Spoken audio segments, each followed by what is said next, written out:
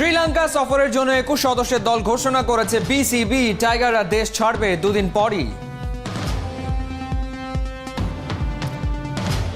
Home of ক্রিকেটে টাইগারদের ঐচ্ছিক অনুশীলন। লঙ্কার মাটিতে ভালো খেলার ব্যাপারে আশাবাদী খালেদ মাহমুদ সুজন। প্লেয়াররা হ্যাপি থাকুক, খুশি থাকুক, ম্যানেজমেন্টের সাথে রিলেশনটা একদম ওই রকম থাকুক যাতে যে কোনো ছেলে এনি টাইম কোচদের সাথে খুব ইজিলি কনভারসেশন করতে পারে। সাফল্য ছাড়াই চলছে রাসেল ডমিঙ্গোর আমল। টেস্ট, ওয়ানডে, টি-20 সবখানেই টাইগারদের হতাশাজনক ফলাফল। আমার কাছে ভালো লাগে। বঙ্গবন্ধু বাংলাদেশ গেমস সমাপ্ত হচ্ছে শনিবার। আয়োজকরা বলছে দেখা মিলেছে নতুন প্রতিভার।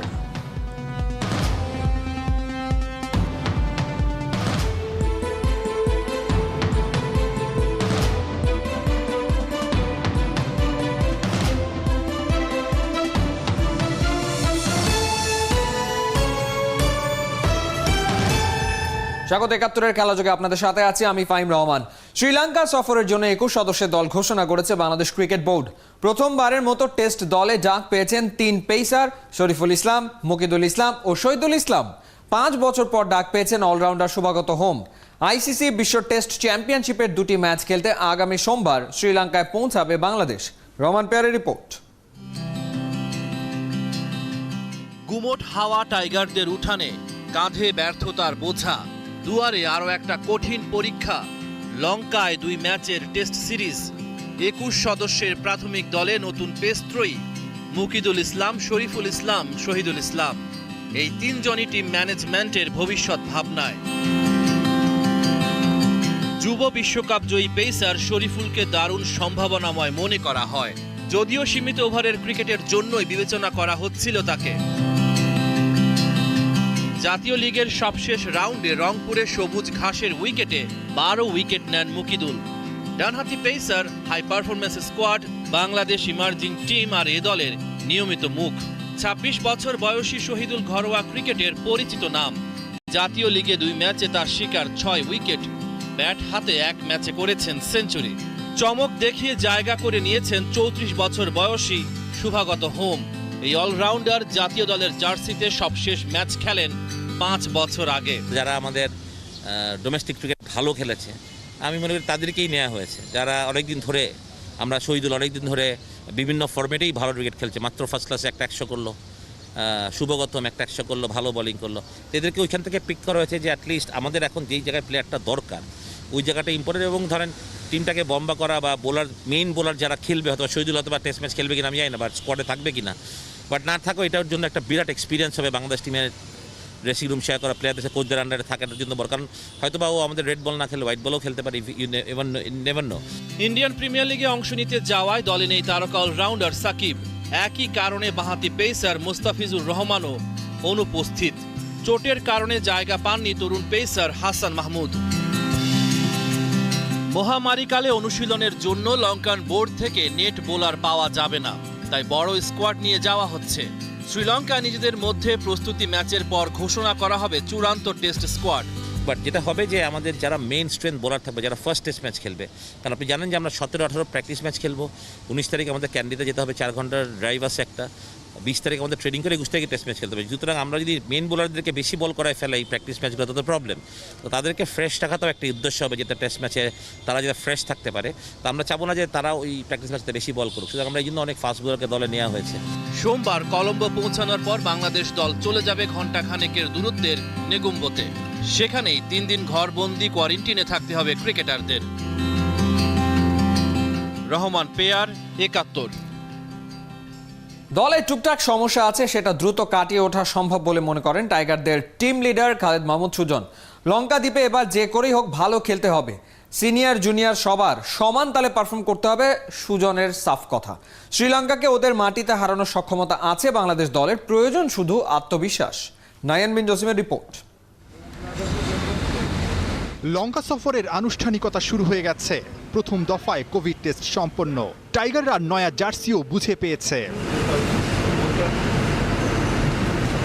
ঐচ্ছিক অনুশীলনের দিনে অবশ্য 7 ক্রিকেটার হোম অফ ক্রিকেটে ঘাম ছড়িয়েছে ব্যাটে বলে। দীর্ঘ বিরতির পর জাতীয় দলের তাঁবুতে ফিরেছেন Khaled Mahmud Sujan.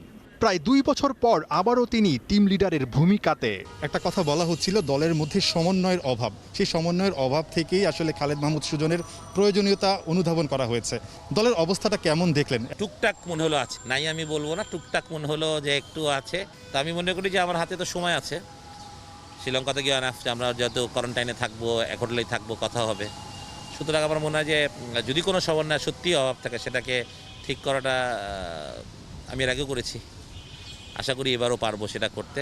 When players are not happy it's very difficult perform করা। আমি চাই যে প্লেয়াররা হ্যাপি থাকুক, খুশি থাকুক, ম্যানেজমেন্টের সাথে রিলেশনটা একদম ওই রকম থাকুক যাতে যে কোনো ছেলে এনি টাইম কোচদের সাথে খুব ইজিলি কনভারসেশন করতে পারে, করতে পারে, সেটা ভালোটা হোক, ভুলটা হোক, খারাপটা হোক। কারণ আমাদের ভুল থাকবেই, খারাপ হবেই, সেটা থেকে আমরা কত তাড়াতাড়ি বের হবো সেটাই ইম্পর্টেন্ট আসলে। এবার শ্রীলঙ্কা সফরে টেস্ট সিরিজ যেহেতু আলাদা একটা পরিকল্পনা নিশ্চয়ই থাকবে। স্পেসিফিকভাবে যদি বলি, মানে বিশেষ পরিকল্পনাটা কী থাকবে ভালো করার, যেহেতু একটা খারাপ সময়ের মধ্যে দিয়ে বাংলাদেশ টিম যাচ্ছে। আমরা এর আগেও টেস্ট ম্যাচ জিতেছি শ্রীলঙ্কা টাফ কন্ডিশন, ওরা ওদের উইক কন্ডিশন, ওরা ভালো টিম, আমরা জানি, সবই জানি, বাট ওরা আনবিটেবল না। আর আমরাও, আমাদের সেই টিম আছে, ওদের সাথে জিতার মতো দল আমাদের আছে। একটা দল হিসেবে খেলতে হবে, মানে ডেফিনেটলি এই দলে অনেক সুপারস্টার আছে, মেগা স্টার আছে, তাদের অনেক রেসপন্সিবিলিটি আছে, আই ডু এগ্রি, তাদের দায়িত্ব, বাট সবার দায়িত্ব আমি মনে করি। এখানে কোনো জুনিয়র সিনিয়র নাই, যেই দায়িত্বে তামিম যাচ্ছে শ্রীলঙ্কাতে যাবে, সেই দায়িত্ব সাদমানের উপরেও থাকবে। লঙ্কার বিপক্ষে 42 গড়ে মুশফিকের সর্বোচ্চ রান, দলের অন্যতম ভরসা ইনজুরির শঙ্কায়। টিম লিডার অবশ্য বলছেন চিন্তার কিছুই নাই। সবারই ভালোর দিকে মাশাআল্লাহ, বাট মুশফিক ইজ অলরাইট। আমি একটু খালি বলতে, যেটা আমার কথা হয়েছে সকাল। লাস্ট কয়েকটা সিরিজে ব্যাটিং কলাপসটা খুব বেশি হয়েছে এবং আমাদের কনসার্নের জায়গাটাও কিন্তু সেই ব্যাটিংয়ে। আলাদা করে কোনো পরিকল্পনা কি আছে কিনা শ্রীলঙ্কা? অবশ্যই লম্বা সময় ব্যাটিং করার কনসেন্ট্রেট থাকতে হবে, যে টপ অর্ডার ব্যাটিং না করলে হবে না, টপ অর্ডারকে যত সময় ব্যাটিং করা যায়। আমি বলি we have a strong batting side, first innings is very important in Sri Lanka. সুতরাং প্রথম ইনিংস আমরা বোলিং ব্যাটিং যেটাই করি নাকি, আমাদের ওইখানে একটা, যদি জিততে চাই আমাদেরকে প্রথম ইনিংসটা ইম্পর্টেন্ট। আমাদের বোলিং হলে আমাদেরকে ইনিশিয়াল উইকেট দিতে হবে, ব্যাটিং করতে পারলে আমাদের, যদি আমরা নতুন বলে উইকেট না দিই, যদি আমরা নতুন বলে উইকেট না দিই, তাহলে আমি মনে করি লম্বা রান করলে আমরা অলওয়েজ শ্রীলঙ্কাকে ব্যাকফুটে রাখতে পারবো। খারাপ সময়ে টিম বাংলাদেশের জন্য জয়ের এই স্মৃতিটুকুই একমাত্র আত্মবিশ্বাসের জ্বালানি। সাদা পোশাকে দেশের বাইরে লঙ্কা দ্বীপেই যে টাইগাররা সবশেষ জয়ের হাসি হেসেছিল সেই 2017 সালে। নাহিয়ান বিন জসিম, 71।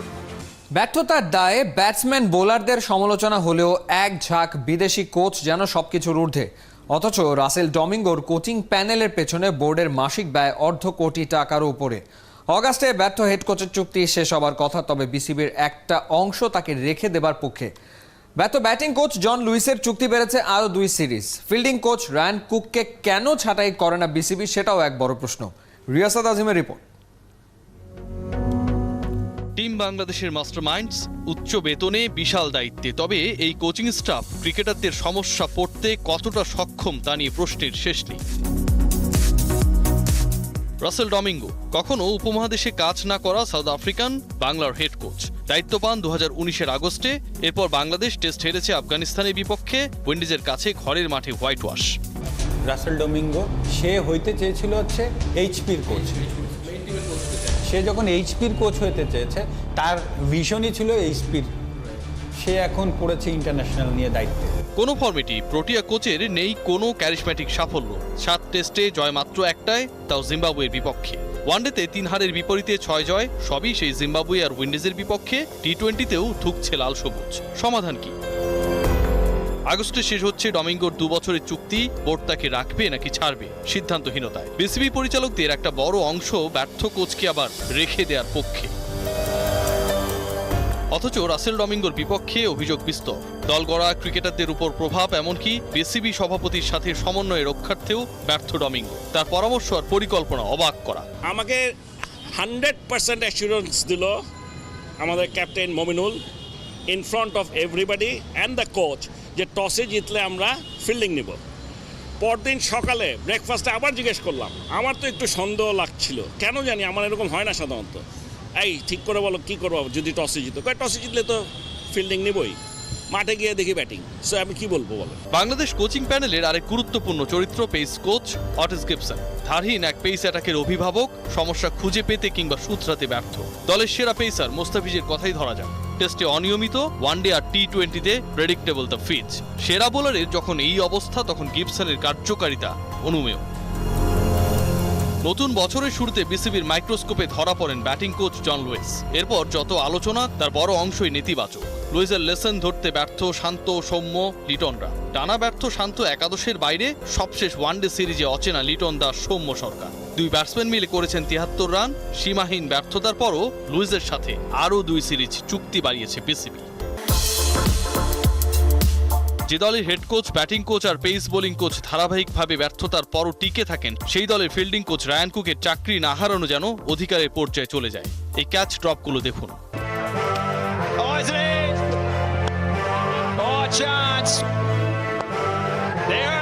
এমন অনেক দৃশ্যের অবতারণা হয় প্রতিটা সিরিজে, তবে তাতে কারো কিছুই আসে যায় না। রিসেন্টলি কয়টা ক্যাচ ড্রপ হয়েছে? আপনারাই ক্রিকেট বোর্ড থেকেই কিন্তু বলেছে ক্যাচ ড্রপ হচ্ছে, এই হচ্ছে তাই হচ্ছে, তো রায়ান এখনো কেন? রিয়াসাদ আজিম, ৭১।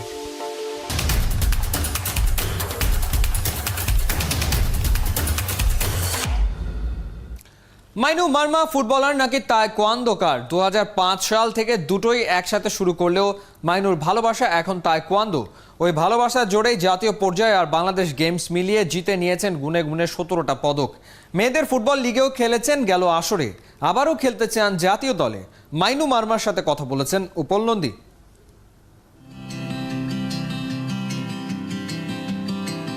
ফুটবল খেলে যতটা পরিচিতি তাইকোয়ান্দোর কোর্টে নেমে ততটা নয়। অথচ মাইনু মারমা দুটো খেলাই শুরু করেছিলেন একসাথে ২০০৫ সালে। ফুটবলের পাশাপাশি সমান তালে চালিয়ে গেছেন তাইকোয়ান্দো। জাতীয় পর্যায়ে পেয়েছেন ১৫টা স্বর্ণ, এবারের বাংলাদেশ গেমসে ১ জোড়া। ফুটবলের মাইনু এই তাইকোয়ান্দোতে ১৭টি গোল, আসলে এই বিষয়টা আসলে সবার কাছে কিন্তু একটু অবাক করে। আসলে দুটো একসাথে আপনি কিভাবে ম্যানেজ করেন, ফুটবল খেলা তার সাথে আবার তাইকোয়ান্দো খেলা? ফুটবল তো প্রায় আপনার ৫-৬ বছর ধরে তো হচ্ছে না, জুনিয়রদের হচ্ছে, সিনিয়রদের হচ্ছে না, তো তার ফুটবল জন্য তো আমি করতে পারছি না। তো আমি যেহেতু আনসারে আমি জব করি, দুইটা ইভেন্টে করি, তো ফুটবল পাশাপাশি আমি তাইকোয়ান্দো করি। এবারে ফার্স্ট আমি বাংলাদেশ গেমসে প্রথম পার্টিসিপেট করলাম, প্রথম থেকে গোল।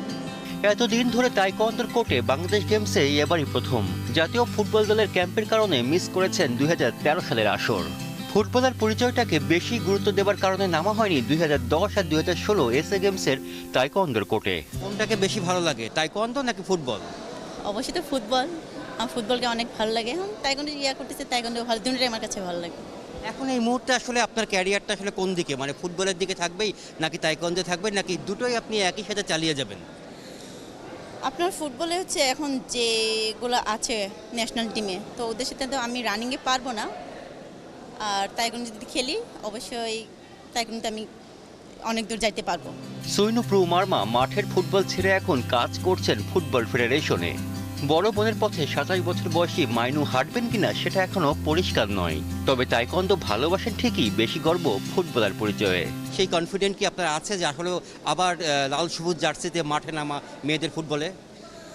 আচ্ছা, যদি এবার লিগে যদি আমি ভালো যদি করতে পারি, যদি কোচের চোখে যদি নজর কাড়াতে পারি, তাহলে ন্যাশনাল টিমে যদি চান্স পাই অবশ্যই আমি আবার মাঠে ফিরতে চাই, ন্যাশনাল টিমে জার্সি পরে আমি আবার খেলতে চাই। ফুটবলের প্রতি ভালোবাসাটা কি বেশি নাকি? সেটা তো অবশ্যই, জনপ্রিয় খেলা ফুটবল। প্রায় ৫,৫০০ অ্যাথলেটের বাংলাদেশ গেমস, সবার মাঝে আলাদা মাইনু মারমা। খেলোয়াড়ি দক্ষতা দিয়ে সবসময়ই আলাদা থাকতে চান, জয় করতে চান সবার মন। উপল নন্দী, ৭১, ঢাকা। দেখতে দেখতেই কেটে গেল ৯টা দিন। বঙ্গবন্ধু বাংলাদেশ গেমস সমাপ্ত হচ্ছে শনিবার। আয়োজকরা বলছে দেখা মিলেছে নতুন প্রতিভার। বিশেষ এই গেমসের ইতি টানার আনুষ্ঠানিকতা নিয়ে ব্যস্ত এখন বাংলাদেশ অলিম্পিক অ্যাসোসিয়েশন। নবম বাংলাদেশ গেমসের নবম দিনে ঘটে যাওয়া ঘটনাগুলো এক সুতোয় বেঁধেছেন নাজমুল রানা। কুর্মিটোলা গল্ফ কোর্সে দিনভর ব্যস্ততা, সবার চোখ ছিল কে জিতবে বাংলাদেশ গেমসের এই ইভেন্টের শিরোপা। দিন শেষে ৬টি ইভেন্টের ৩টিতে স্বর্ণ জিতে সেনাবাহিনী হয়েছে গল্ফে সেরা। আয়োজনও হয়েছে সুষ্ঠু, সেনাপ্রধানও সন্তুষ্ট।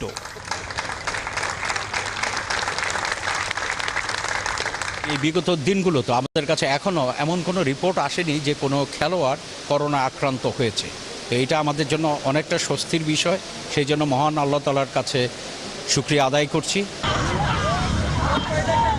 গল্ফ ময়দান ডিঙিয়ে জলের পাট, হাতির ঝিলি যেন ফিরল স্মৃতির মাঠ। নৌকা বাইচে দুলল জল, উঠল ধ্বনি কলকল। চোখ চুরানো রোয়িং ইভেন্টের নারীতে শিরোপা গেল চুনকুটিয়ার ঘরে। পুরুষের আলীনগরের বাজিমাত। জলের দোলাটাই যেন আছড়ে পড়ল তায়কোয়ানদের কোর্টে। বিজিবির রাসেলকে হারিয়ে এমন গর্জনে সেনাবাহিনীর মাসুদ স্বর্ণ নিলেন জিতে 87 কেজির ইভেন্টে। তবে 74 কেজিতে স্বর্ণটা ঠিকই গেছে বিজিবির ঘরে মাসুমের হাতে।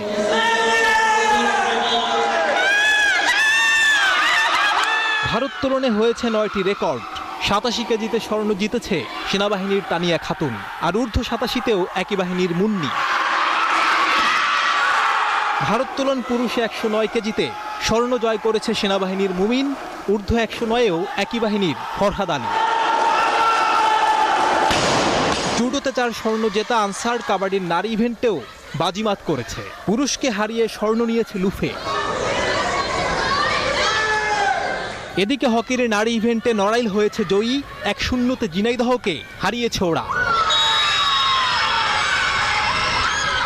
পুরুষ ইভেন্টে তারকায় ঠাসানো উভয়নীকে হারিয়ে সেনাবাহিনী বিজয়ী, ছুটিয়েছে তাগড়া ঘোড়া। তবে সাফল্য কম, খেই হারানোর দশা বিকেএসপিতে। কিন্তু বাংলার ক্রীড়া শিক্ষার আতুর ঘরের কেন এমন বেহাল দশা, মুখ থুবড়ে পড়া। 1 বছর ওরা যেহেতু প্র্যাকটিসে বাইরে ছিল, শারীরিক সক্ষমতা, ফিটনেস, কসরত এগুলো তারা করতে পারেনি। আর এটা যেহেতু একটা স্পেশাল খেলা, তো এই ম্যাট এবং এই ফ্যাসিলিটিস সব জায়গায় অ্যাভেলেবল ছিল না। তো এই জন্য আমরা আমাদের স্টুডেন্টদেরকে খুব ভালো প্র্যাকটিস দিতে পারিনি। সাফল্য ব্যর্থতার হিসেব চলবেও হয়তো আরও একটা বছর। শনিবারে যে নামছে পর্দা, ইতি টানছে বঙ্গবন্ধু বাংলাদেশ গেমসের এবারের আসর। নাজমুল রানা, 71। এ ছিল এই মুহূর্তের খেলাযোগে। সরাসরি সংবাদ অনুষ্ঠান দেখতে থাকুন 71-এর ফেসবুক পেজে এবং সাবস্ক্রাইব করুন 71-এর ইউটিউব চ্যানেলে। প্রতি মুহূর্তে আমরা জানাচ্ছি করোনার সবশেষ। ভয় নয়, সচেতনতায় জয়।